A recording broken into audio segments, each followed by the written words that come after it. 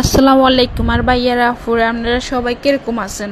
আজকের রেসিপিটা হচ্ছে লোটটা চুটকি। সাথে থাকেন, দেখতে থাকেন। পেঁয়াজ কুচি, রসুন কুচি, সাথে আছে টমেটো, তার সাথে আছে ধনিয়া পাতা।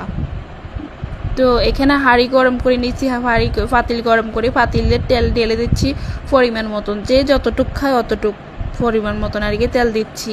আপনারা চাইলে আরও বেশি দিতে পারেন, চাইলে আরও কমও দিতে পারেন।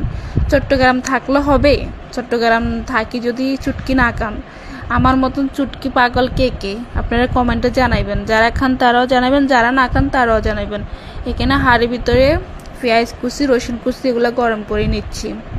আপনারা কে কোথার থেকে, কে কোন জেলার থেকে আমার ভিডিওটা দেখতেছেন, আপনারা একটা লাইক দিবেন, একটা কমেন্ট করবেন, একটা শেয়ার করবেন। একে অপরের পাশে থাকবেন। আমরা ছোট ইউজার, আমরা একে অপরের পাশে থাকবো।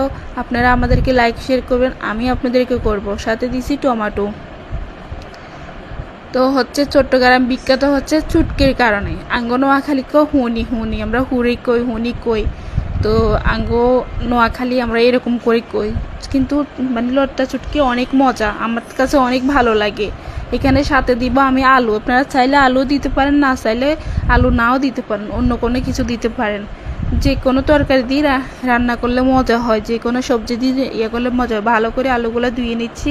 ভালো থাকবেন, আল্লাহ হাফেজ।